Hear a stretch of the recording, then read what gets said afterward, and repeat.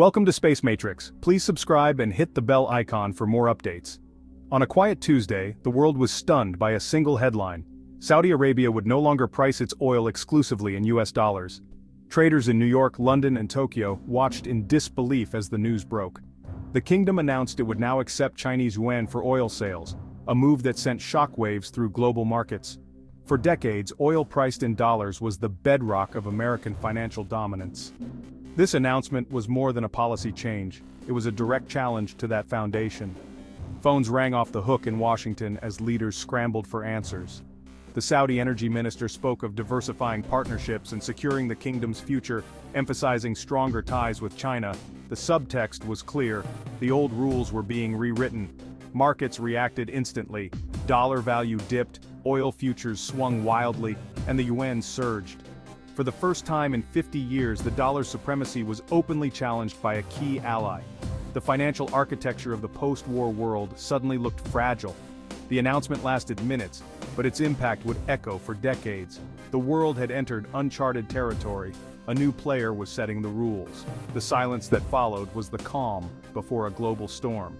The era of unquestioned American financial dominance was over.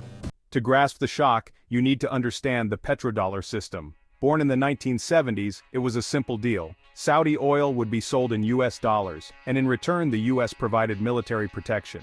This created massive global demand for dollars. Any country needing oil had to buy dollars first. The system cemented the dollar as the world's reserve currency. Central banks everywhere held vast dollar reserves, stabilizing their economies and enabling US borrowing at low rates. The US could print money, fund its government, and run deficits, knowing global oil demand would support the dollar. The petrodollar gave Washington enormous leverage, sanctions, influence, and economic power. For Saudi Arabia, the deal meant security and stability in a volatile region. The relationship was symbiotic U.S. supremacy for Saudi security. For nearly 50 years, this pact shaped the global energy market and defined their alliance. Breaking from this system isn't just financial, it's a seismic geopolitical shift. The dollar was more than currency, it was a tool of U.S. foreign policy. Now, that tool is losing its edge. The world's financial order is being rewritten. The petrodollar era is ending. The seeds of this shift were planted during the Trump administration. America First policies and aggressive tariffs created global uncertainty. The trade war with China rippled out, straining alliances and disrupting supply chains. Saudi Arabia, caught between its security partner and its biggest customer, faced new risks. The U.S. showed it was willing to use economic tools against any nation, friend or foe. Riyadh began to question the reliability of its American alliance. The volatility threatened Saudi economic stability, prompting a strategic reassessment. The old trust was eroding. The petrodollar's foundation was cracking. Saudi leaders realized they needed to hedge their bets. The stage was set for a pivot away from the dollar. As U.S. trust faded, Saudi Arabia turned to China. China had become the world's largest oil importer and Saudi Arabia's top customer. The relationship was booming, built on straightforward trade and fewer political strings. China's non-interference policy appealed to the Saudi monarchy, weary of U.S. scrutiny. Vision 2030, Saudi Arabia's plan to diversify its economy, needed massive investment. China was the ideal partner. Chinese firms were already building Saudi infrastructure. Financial ties deepened with the adoption of the yuan. Accepting yuan was pragmatic, it pleased China, diversified reserves, and reduced U.S. vulnerability. The move aligned Saudi finances with its trade reality. It was a calculated step toward economic security. The kingdom was now tied more closely to the rising power in the east. In Washington, the response was shock and anxiety. Emergency meetings filled the days. Lawmakers called the Saudi move a betrayal. Fears of a domino effect loomed. What if other oil nations followed? In Beijing, the mood was triumphant. The yuan's global ambitions had just received a massive boost.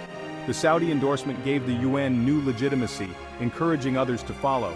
U.S. allies in Europe watched nervously, dependent on both the dollar and Middle Eastern oil. Russia and Iran applauded, seeing a crack in U.S. financial dominance. Developing nations weighed the risks and opportunities of a shifting currency order. The world was forced to reconsider alliances and economic strategies. The global balance of power was shifting. The consequences would ripple far beyond oil. The end of the exclusive petrodollar marks a profound shift in global power. For 50 years, the dollar was the world's financial center.